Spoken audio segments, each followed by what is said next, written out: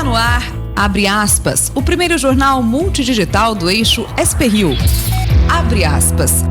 Apoio. FIA. A FIA faz diferença. Sicredi. Gente que coopera, cresce. Olá, muito bom dia. Quarta-feira, 24 de julho. No ar, o Abre Aspas. Direto dos estúdios da SP-Rio+, no Jardim Aquários, em São José dos Campos, São Paulo. Com transmissão ao vivo pelos Facebooks da SP-Rio e do jornal O Vale. Comigo, nosso comentarista, doutor Sebastião Domingues. Muito bom dia, doutor. Bom dia, Glauco. Bom dia, vídeo ouvintes. Como é que se chamam os nossos espectadores? Pode ser vídeo ouvintes ou internautas. Internautas, tá certo. Melhor, né? O importante né? é que ele seja bem-vindo. Mais up to date. Exatamente. E vamos aos destaques desta edição. Contra-ataque. Hackers suspeitos de invasão do celular de Moro são presos pela Polícia Federal. Para respirar. Confirmada a liberação do FGTS. O caminho da privatização. Petrobras vende 35% da BR Distribuidora. Gás até 40% mais barato. O plano é de Paulo Guedes. Liminar suspende reintegração de posse em Jacareí. E em São José dos Campos, restaurante é suspeito de manter funcionários em condição de escravidão. Essa e muito mais notícias logo após o comercial. Fique com a gente.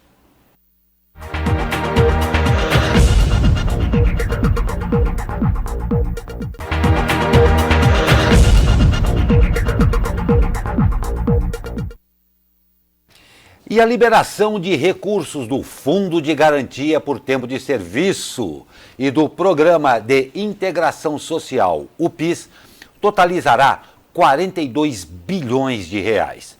Foi o que disse ontem o ministro da Economia, Paulo Guedes. Segundo ele, a injeção de recursos na economia deverá somar 30 bilhões neste ano e 12 bilhões em 2020.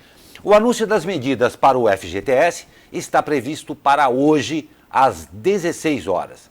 Segundo Guedes, o governo pretende permitir um saque anual de contas ativas e inativas em caráter definitivo. O ministro não confirmou se o saque neste ano será restrito a R$ 500 por conta. Na segunda, o secretário especial de Fazenda do Ministério da Economia, Valderi Rodrigues, havia assegurado que a equipe econômica está tendo cuidado para que a liberação não descapitalize o fundo, que financia projetos de moradia popular, saneamento e infraestrutura. A partir de 2020, o trabalhador poderá retirar uma parcela da conta do FGTS no mês de aniversário, com um intervalo de tolerância para sacar, segundo técnicos do Ministério da Economia. E o pagamento do abono salarial PIS e PASEP, exercício 2019-2020, começa a ser liberado amanhã. A liberação do dinheiro para os cadastrados no PIS vai considerar a data de nascimento. No caso do PASEP, o calendário é definido pelo dígito final do número de inscrição. Os trabalhadores que nasceram entre julho e dezembro receberão o abono do PIS ainda este ano. Já os nascidos entre janeiro e junho terão o recurso disponível para saque em 2020. Recebem também, este ano, os servidores públicos cadastrados no PASEP com dígito final do número de inscrição entre 0 e 4. Os registros com final 5 e 9 receberão no próximo ano. Muitos números, muita complicação, mas será que é medida efetiva ao que se pretende, Tem vários comentários aí, né? O Temer fez isso há 2 anos atrás. Exatamente. Para tentar levantar a economia. Com o mesmo intuito, né? O governo está, de uma certa forma, preocupado com o crescimento da economia esse ano, que pelo jeito vai ser menor do que 1, quer dizer, próximo de 0. Eles querem injetar dinheiro na economia para fazer as pessoas comprarem, né? Muitos vão pagar dívidas para gastar, o dinheiro circular, enfim, né? Essa é a primeira questão. R$500, obviamente, não vai mudar nada na economia, né? Vai resolver o problema de uma pequena parcela da população, com pequenas dívidas. Então, eu acho que não vai ser R$500. Primeira questão é essa aí, né? Segunda questão, que o fundo de garantia sempre aparece a discussão, porque o fundo de garantia, o dinheiro que está lá, não é do empregador, não é do patrão, nem é do governo, é do trabalhador. O governo se apropria desse dinheiro para ele, para usar da forma como ele quer, no caso aí para saneamento e tal, e aí eu faço um parênteses, se tem tanto dinheiro no fundo de garantia, se é para usar esse saneamento, por que o ranking de saneamento do Brasil é tão ruim como esses dias foi publicado aí? Bom, ontem teve uma matéria sobre isso. Pois é, exatamente. São José, para variar, está muito bem, né? E Guarulhos, muito mal, né? Das piores do país, uma cidade grande daquele tamanho. Bom, mas voltando, então tem essa questão. Além disso, o dinheiro que está no fundo de garantia, a pior aplicação que você pode fazer hoje no mercado é deixar o dinheiro no fundo de garantia, que é o menor rendimento, que rende menos que a poupança, que também é um péssimo rendimento hoje no dia. Então, você está com o dinheiro do trabalhador, remunera mal o trabalhador, e eu não posso usar um dinheiro que teoricamente é meu, que é do trabalhador. Então esse é o panorama geral. Você permitir o saque anual de uma parcela, por exemplo, 10%, é uma ideia boa, porque dá uma aliviada para o trabalhador, seria um 14º salário. Tem o inconveniente que vai diminuir o montante do fundo de garantia dele. Exatamente. Então, quando ele for demitido, ele não vai ter aquele colchão de suporte para a demissão dele. Por outro lado, o que eles estão, na verdade, mirando é o fato das demissões arranjadas, onde o trabalhador, vendo que tem lá 10 mil, 15 mil reais no fundo de garantia, ele fala, pô, estou precisando desse dinheiro para trocar de carro, estou precisando desse dinheiro para arrumar minha casa, estou querendo viajar para ver meu pai no Nordeste e tal. Aí ele tenta forçar uma situação com o empregador para ser demitido, que é uma coisa péssima também, né? Quer dizer, péssima para os dois lados, né? É uma fraude, né? Fora que o trabalhador muitas vezes ele é demitido num acordo desse tipo, que é uma fraude, e ainda vai pegar o salário, o desemprego, né? Que também é outra fraude, quer dizer, é uma fraude em cima da outra. Então tem que se pensar em alguma forma de melhorar isso aí. Houve na legislação trabalhista que foi aprovada no governo Temer, houve aquela discussão aquela aprovação de você poder fazer uma demissão negociada, mas aí o trabalhador perde uma parte da multa, eu acho que ainda não resolveu. A ideia dele, resumindo, tem partes positivas e partes negativas. Aguardemos. Aguardemos, mas é que realmente não é tão substancial, não resolve problema nenhum. Tem que melhorar o valor que vai liberar. Não tem dúvida, vamos ver. A Petrobras anunciou no fim da noite de ontem a venda de parte da BR Distribuidora por cerca de 9 bilhões de reais. A subsidiária de postos de combustível passará a ter mais capital privado do que a estatal.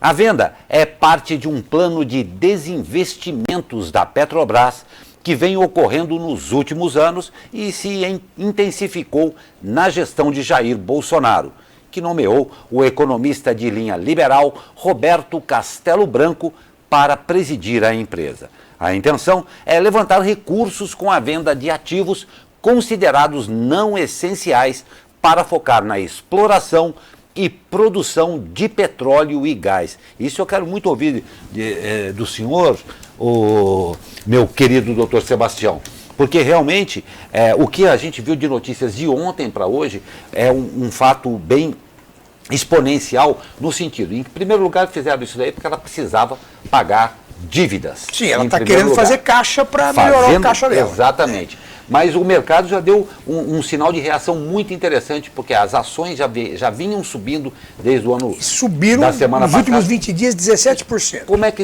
vê esse contexto aí? Eu acho o seguinte, quer dizer, o Bolsonaro não vai privatizar a Petrobras. Exatamente. Porém, vai enxugar a Petrobras no sentido de deixá-la focado focada no que é a função dela, que é a exploração de petróleo. Entendi. Quer dizer, então, tudo que for atividade afim, paralela, que pode ser feito pela iniciativa privada, ele vai passar para frente.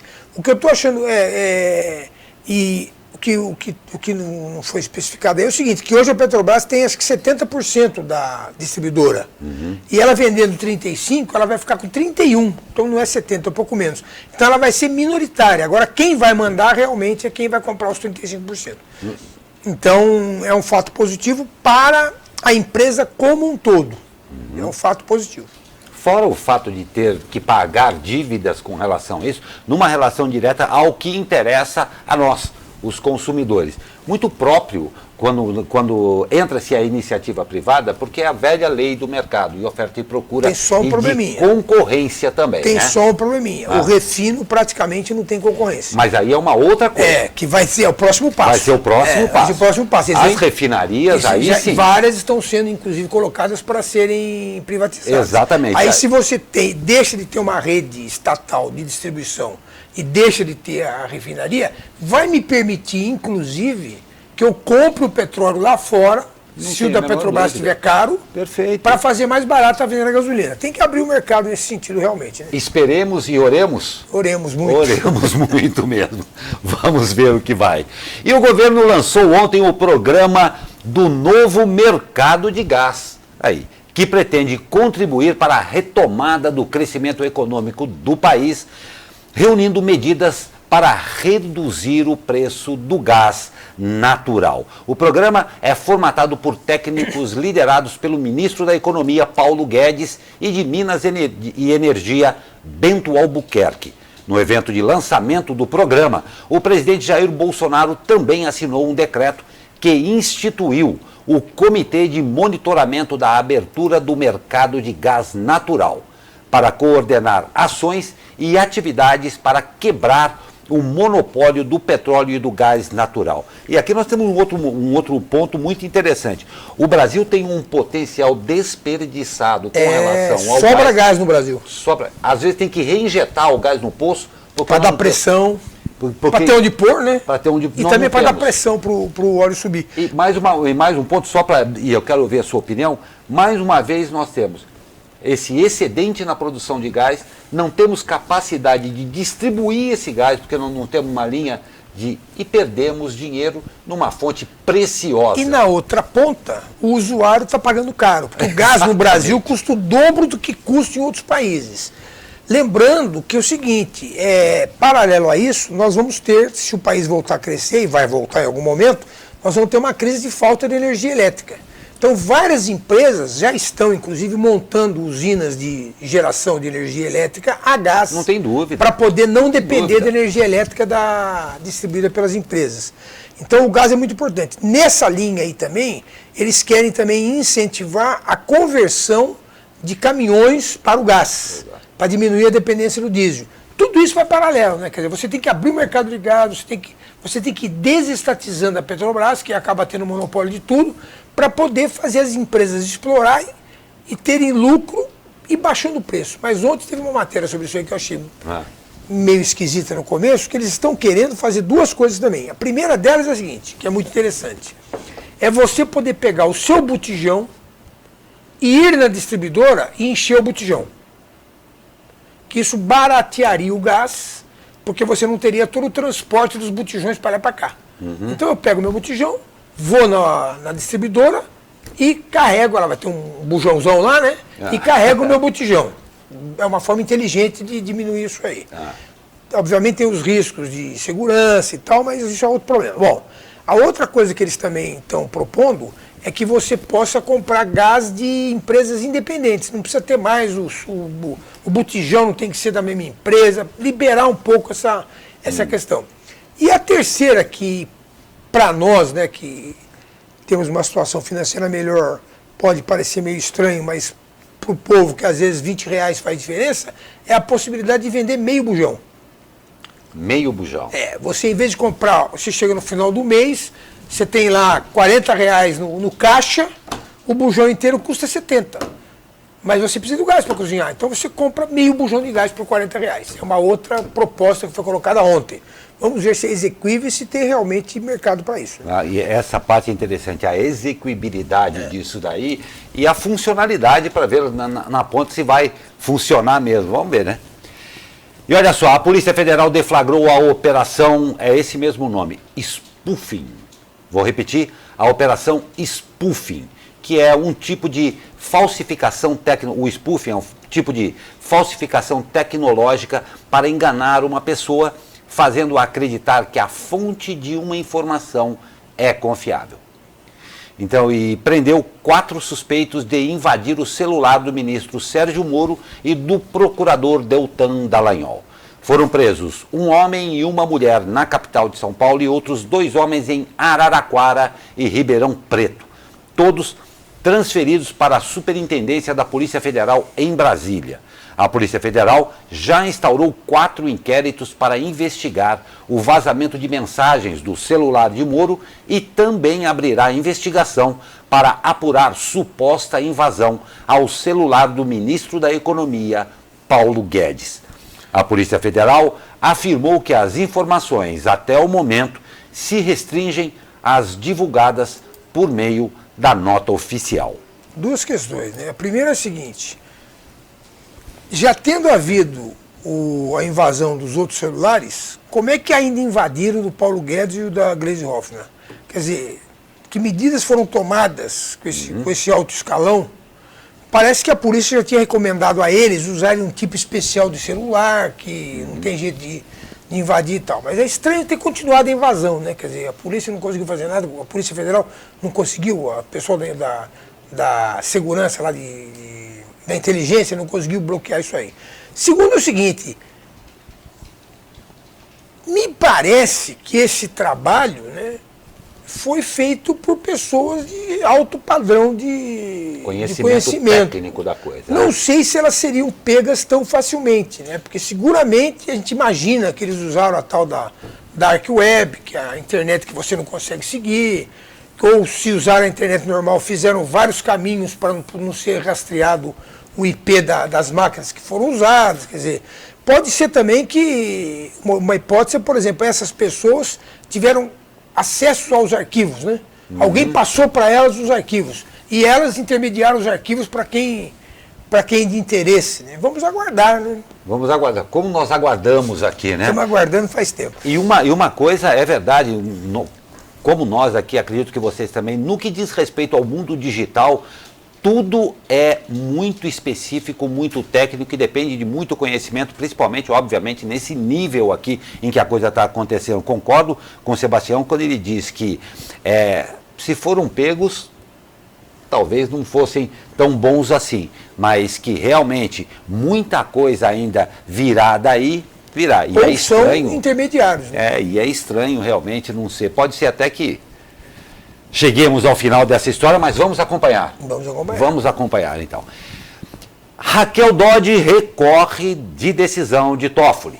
A Procuradora-Geral da República, Raquel Dodge, recorreu ontem da decisão tomada na semana passada pelo presidente do Supremo Tribunal Federal, Dias Toffoli, que suspendeu investigações nas quais dados financeiros e fiscais detalhados tinham sido compartilhados por órgãos de inteligência sem autorização judicial. Dodge quer esclarecimentos sobre o alcance da decisão e quais processos ficam paralisados até o julgamento do caso pelo plenário do STF, marcado para 21 de novembro. Ao decidir, Toffoli considerou que o tema tem gerado multiplicação de decisões divergentes nas instâncias inferiores e que a suspensão de ações é salutar à segurança jurídica. De acordo com a decisão do presidente do STF, até que o plenário julgue o caso, o COAF não poderá enviar relatórios de inteligência financeira que apresentam informações detalhadas sobre movimentações bancárias de pessoas suspeitas. Nesse período, o órgão poderá somente notificar o Ministério Público sobre movimentações atípicas. Caso o MP queira aprofundar a apuração, terá que pedir autorização judicial. Ao longo do documento de 45 páginas, a chefe do Ministério Público afirma que a engrenagem anti-lavagem existente no país depende do compartilhamento de informações. Menos do que isso, levará à inefetividade dessa engrenagem e, assim, ao enfraquecimento do combate à lavagem de capitais, ponderou a procuradora-chefe geral. Ainda de acordo com Raquel Dodge, a lei de lavagem de dinheiro, que permite a troca de informações e o repasse de dados globais, não é suficiente para o início das investigações. É uma bela discussão, porque, na verdade, se você for querer ser bem assim criterioso, né, a decisão do Toffoli não é errada, porque na prática o que está acontecendo é que foi quebrado o sigilo bancário sem autorização judicial. Porque uma coisa eu dizer assim, depositaram 100 mil reais na minha conta aqui, na conta do Joaquim, e o Joaquim não tem movimento de trabalho para poder ter 100 mil reais e comunicar ao Ministério Público. Outra coisa é você abrir o extrato e entregar para o Ministério Público. Isso é a primeira questão que vem à discussão. E a própria Dodge está dizendo aí no final que a lei permite, né, a lei da Lava Jato, da lavagem de dinheiro, permite a distribuição de dados, mas não permite a abertura do extrato. Essa é a primeira questão. O problema é que o Toffoli resolveu tomar essa decisão no caso do Flávio Bolsonaro, que é filho do presidente. Primeiro problema. Segundo problema, existiam duas ações julgadas anteriormente pelo STF no sentido contrário da decisão do Toffoli. E o que dizem nos bastidores é que o Toffoli quis fazer isso porque estavam checando a ficha bancária da mulher dele, que tem recebimentos aí que estão em dúvida, né? Então, quer dizer, a forma como foi feito e o momento como foi feito é que leva à suspeição. Nossa, fofocas da corte. Isso foi publicado pela revista Cruzoé. Pois é. E o ministro da Infraestrutura vai conversar com caminhoneiros para evitar paralisação.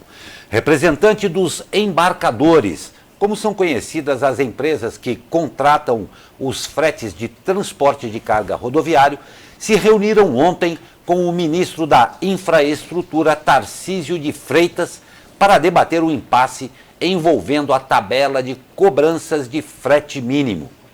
Esta é a primeira rodada de debates. Hoje, o ministro se reunirá com representantes dos caminhoneiros para avançar nas discussões. O objetivo do governo é evitar uma nova paralisação dos caminhoneiros. Após a reunião, os representantes disseram ter estranhado a suspensão da resolução com o piso mínimo de frete realizada pela Agência Nacional de Transportes Terrestres após pedido do Ministério, mas que aguardavam as negociações com os caminhoneiros. No final de semana, os caminhoneiros demonstraram descontentamento com a metodologia aplicada na resolução da ANTT, elaborada em parceria com a Escola Superior de Agricultura Luiz de Queiroz da USP, sobre o piso mínimo de frete. Os caminhoneiros questionam alguns pontos da resolução que consideram como diferenças conceituais entre o valor do frete e o piso mínimo. Outro ponto é o fato de a resolução excluir o cálculo do piso. Está aí um calcanhar de Aquiles aqui. Hein? Muito grande, porque vai ser difícil chegarem num acordo aí. O ministro dos Transportes, na verdade, Infraestrutura, é seguramente o ministro, depois do Paulo Guedes, mais eficiente do governo Bolsonaro, que vem apresentando o melhor trabalho. Não sei como é que ele é no diálogo com os caminhoneiros, mas o fato é o seguinte, é o tipo da situação que quanto mais você interfere, você não consegue agradar todo mundo, entendeu? Porque o que está acontecendo que não se falou na imprensa? Quando se instituiu o piso mínimo de frete, etc. e tal, passou a ficar caro você contratar o caminhoneiro. Muitas empresas que contratavam caminhoneiros privados, particulares, autônomos, passaram a reconstituir sua frota que elas já tinham abandonado. Perfeito. Então você acaba criando aumentando o problema em vez de diminuir, né? É uma situação complicada. Isso aí precisa de muita engenharia econômica, financeira e de bom senso para conseguir resolver. Não sei uma não. grande conversa. E só um fato que foi até revelado na imprensa, revelado não, dito na imprensa essa semana, no começo dessa semana, o Brasil hoje tem um excesso de oferta de caminhões, de caminhoneiros. Por quê? Porque os governos anteriores estimularam o financiamento de caminhão como se isso fosse uma forma de resolver o problema da vida dele. Perfeito. Aí, conclusão, você criou um exército de pessoas autônomas, donas de caminhão, que dependem do frete para pagar a prestação do próprio caminhão. Por outro lado, os mesmos governos mergulharam o país numa recessão que não acaba. Com a recessão diminui o transporte, diminui o serviço, diminui a oferta. Os caminhoneiros estão numa encalacrada que não é fácil isso aí. Não é fácil. Não é aumentando o preço de frete que você vai conseguir sair. Não tem jeito. Nós vamos para um rápido comercial e voltamos com mais notícias. Fica com a gente.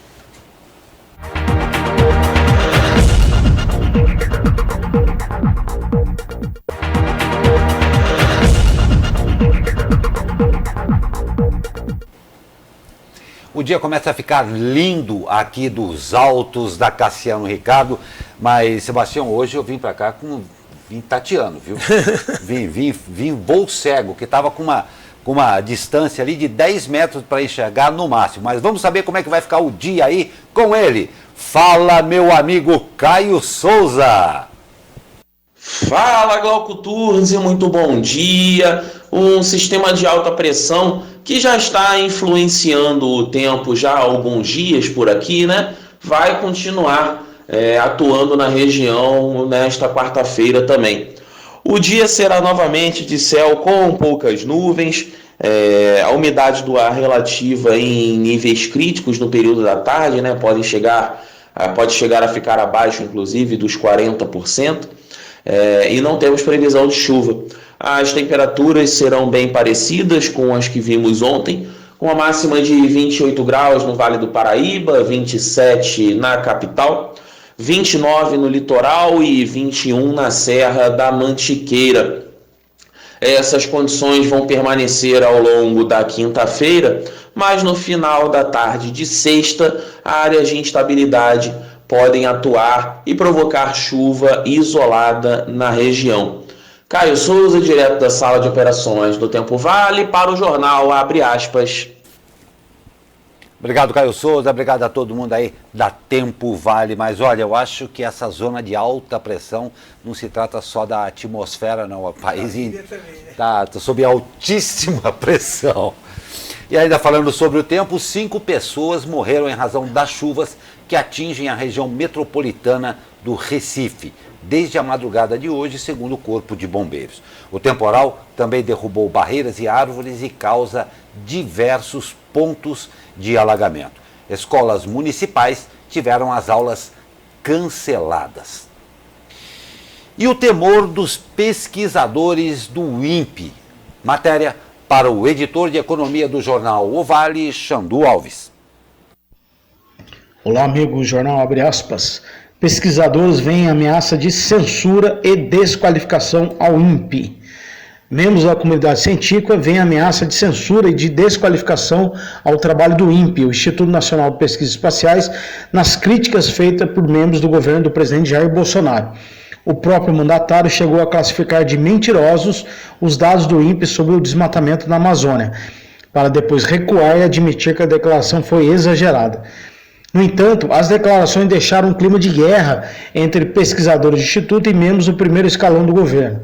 Segundo alguns pesquisadores ouvidos pelo jornal O Vale, as críticas são completamente infundadas, porque o INPE tem um trabalho aí de décadas dedicado a medir o desmatamento na Amazônia. E esse trabalho é chancelado por organismos científicos do exterior com reputação ilibada.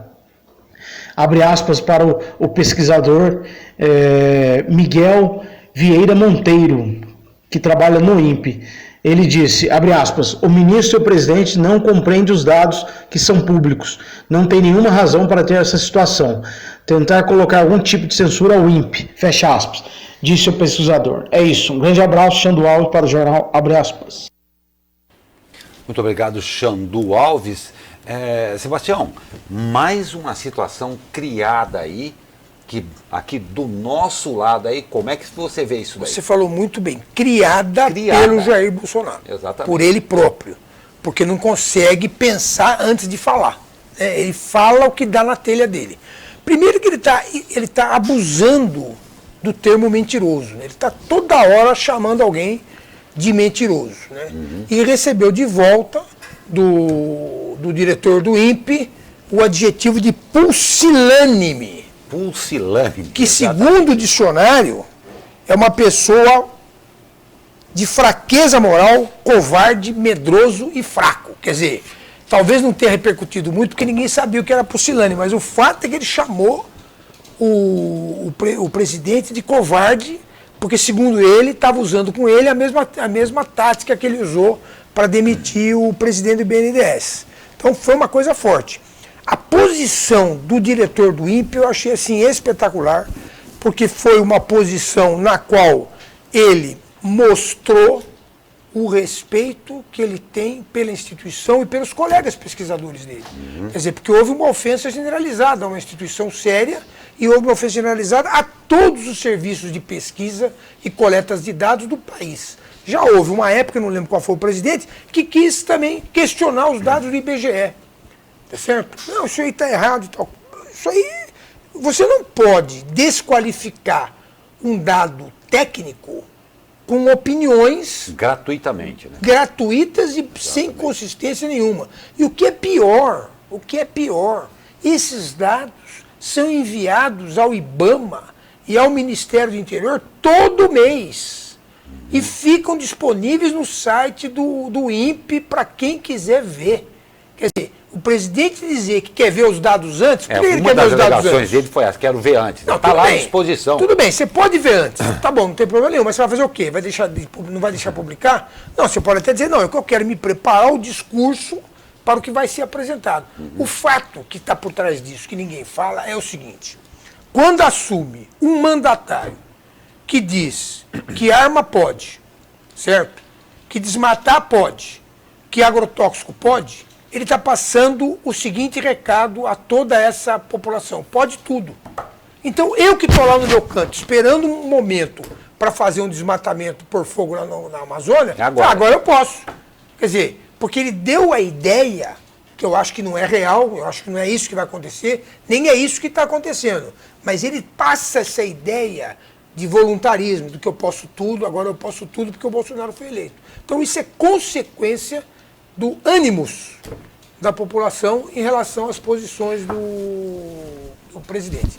Ele está colhendo o que está plantando, e o que ele precisava era fazer mais tratamentos dentários. Porque disse que ele fez um tratamento dentário, ficou 3 dias quieto, a coisa foi tudo bem. Pois é, e como diriam os antigos, em boca fechada não entra mosquito. E o que é pior é ele querer jogar a responsabilidade para os outros, né? A culpa, ontem eu recebi um vídeo ridículo, né? Dizendo o seguinte, que a culpa dessa história toda do desmatamento era da Globo. O que a Globo tem a ver com o radar do INPE, que está fotografando as coisas? Nós estamos discutindo fotografias. Nós não estamos discutindo um número abstrato que alguém calculou. A foto está aqui, ó. O tamanho era esse, agora o tamanho é esse. Estamos discutindo. Está aqui a data de quando era assim, quando a data que está assim, exatamente. E a gente vê, na dúvida, fique quieto. É sempre melhor.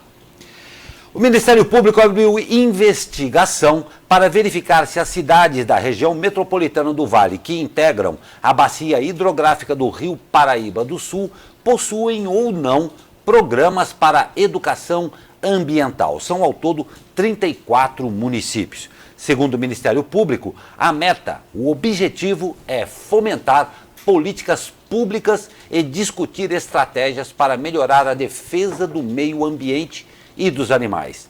De acordo com o Ministério Público, degradações ambientais podem ser prevenidas por meio de medidas pedagógicas. Isso é uma atitude boa, né?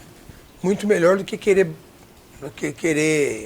interditar obras em execução que não são função do Ministério Público. Né? Não tem dúvida. Eu acho também muito boa a ideia, mas eu faço uma ressalva aqui.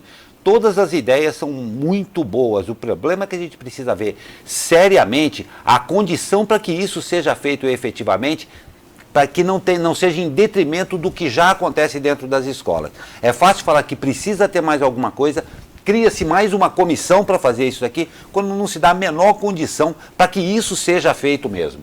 Então a gente precisa tomar um certo cuidado com isso. De boas ideias, o papel tem um lugar tudo. Que está cheio. O papel aceita tudo. Aceita tudo, é uma beleza. E olha só, boa notícia ao orçamento doméstico, ao seu orçamento doméstico e de toda a população da região metropolitana do Vale. Confira com ele, Xandu Alves. Olá, Xandu. Olá, amigos e amigas, jornal abre aspas. Conta de luz da EDP pode cair até 3,25% na RM Vale. A ANEEL, Agência Nacional de Energia Elétrica, aprovou nesta terça-feira a proposta de revisão tarifária da EDP São Paulo, concessionária que atende 19 das 39 cidades da região. Entre elas São José dos Campos, Taubaté e Jacareí. São mais de 900 mil clientes no Vale. A exemplo do que ocorreu em 2016, a proposta que será discutida em audiências públicas nos próximos meses prevê uma redução média de 2,1% nas contas de energia elétrica da distribuidora. Haverá uma audiência pública em São José, em 8 de agosto, para tratar do assunto. Os novos valores serão definidos pela ANEEL até 17 de outubro e entrarão em vigor a partir de 23 de outubro deste ano, após a ANEEL analisar os dados e as contribuições via audiência pública. A proposta divulgada é que as tarifas caiam para todos os tipos de cliente.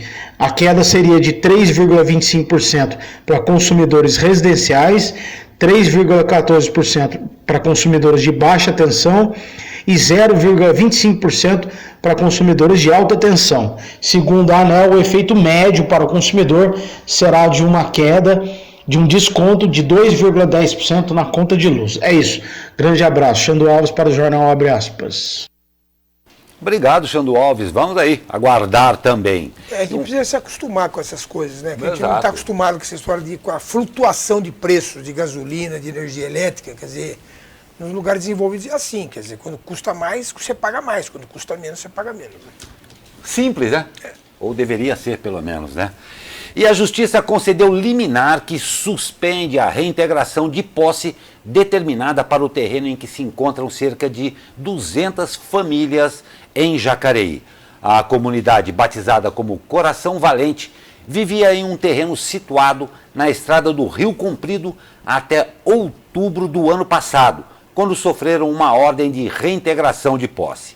A decisão liminar, proferida no final da última semana, deve ser válida até que seja julgado o recurso de mérito da Defensoria Pública.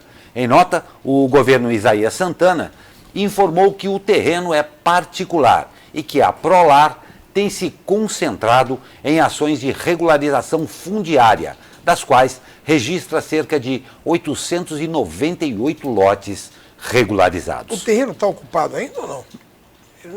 Não ficou claro. Não ficou claro realmente aqui? Porque, na verdade, é o seguinte, né? Espero que não aconteça. Em que se encontram cerca de 200 Então, eles famílias. estão lá. Então, eu Estão só lá. espero que não aconteça o que aconteceu com o Pinheirinho, né? Quer dizer, Exatamente. porque você começa com 10 famílias, aí a justiça fica postergando uma decisão que é legítima do proprietário do negócio, e aí viram 500 famílias. Aí vira um problema social muito grande de difícil resolução. O judiciário, nesse ponto, eu vou te contar, uma falta de bom bem senso. observado, e bem observado isso que você falou, porque realmente no corpo total da matéria aqui, já foi registrado que algumas pessoas que estão lá são egressas do Pinheirinho. Com certeza, não tem a porque, menor na verdade, dúvida. todo mundo sabe que existem profissionais nessa área. É verdade. Existem Já discutimos profissionais, isso aqui, inclusive. Existem profissionais nessa área. Não tem a menor dúvida. E olha só, a Polícia Civil, o Ministério Público do Trabalho e a Polícia Federal estão investigando um restaurante japonês chamado Idaigoro, na zona oeste de São José dos Campos, após acusações de manter 4 funcionários em condições semelhantes à escravidão. De acordo com a denúncia, os funcionários, que são naturais da Bahia e Sergipe, moravam em um porão sem condições de moradia e higiene. Em depoimento à polícia, eles disseram que a moradia e materiais de higiene eram descontados do salário e que não recebiam dinheiro. A reportagem do jornal O Vale tentou contato com os responsáveis pelo restaurante, mas não obteve retorno. Sebastião, que absurdo. Eu tenho uma sobrinha que é auditora do trabalho na Bahia. Ela conta coisas horrorosas. Quer dizer, o trabalho escravo realmente existe no Brasil. Agora, em São José dos Campos, a gente espera que não exista. Né? Que sejam punidos rigorosamente. A gente espera, mas a gente vê isso daí realmente assusta a proximidade que está da gente e que tomara que se apure bem a fundo isso mesmo. E com investimento superior a 30 milhões de reais, o governador de São Paulo, João Dória, vai assinar no próximo sábado o contrato para a ampliação do Copom, o Centro de Operações da Polícia Militar em São José dos Campos. E vai ser, claro, no dia do aniversário de 252 anos do município.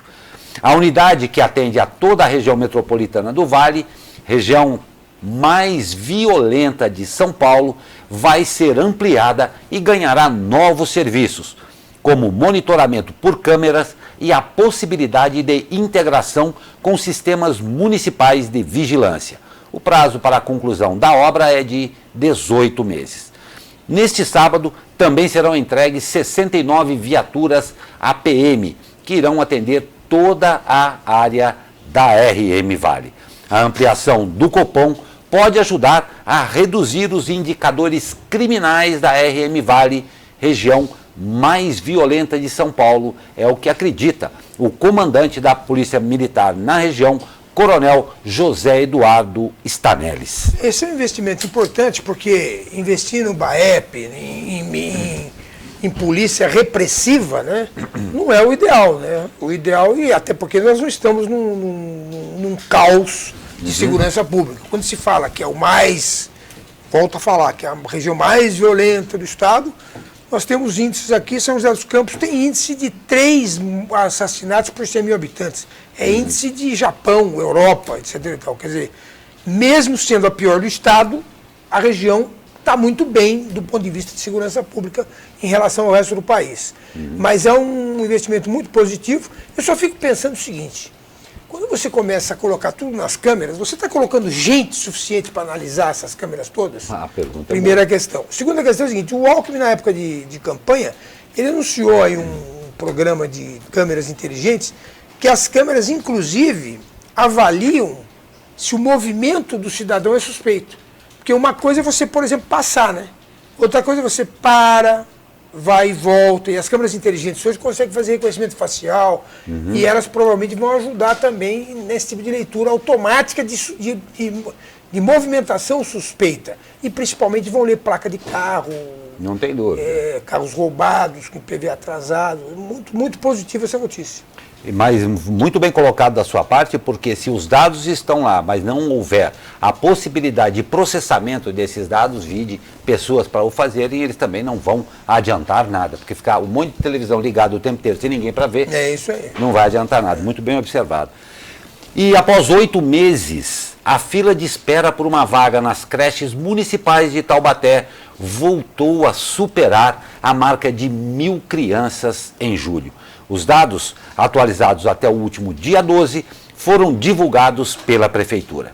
São 1.099 crianças na fila, o que representa um crescimento de 17,41% sobre o registrado em junho, que era de 936.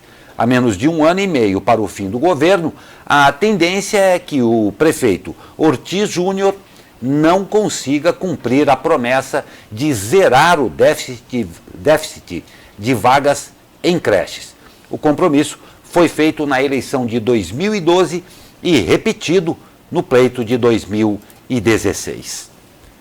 Essa é uma coisa difícil que todas as cidades, a maioria das cidades no Brasil, passam por esse problema.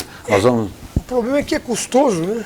E, na verdade, a prefeitura não é obrigada a dar a creche até 3 anos de idade, né? É uma atitude mais ou menos espontânea, né?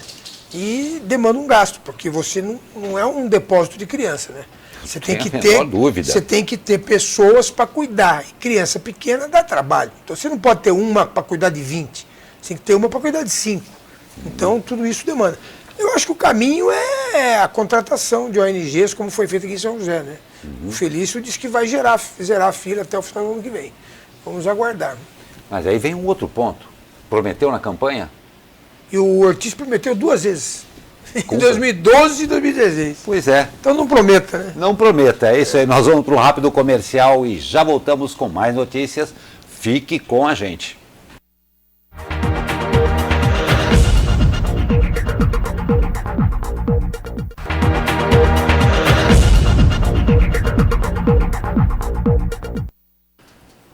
Pois é, está circulando em Taubaté campanha de doação de sangue para Aline Guimarães Figueira, que foi vítima de esfaqueamento pelo ex-companheiro durante o último domingo.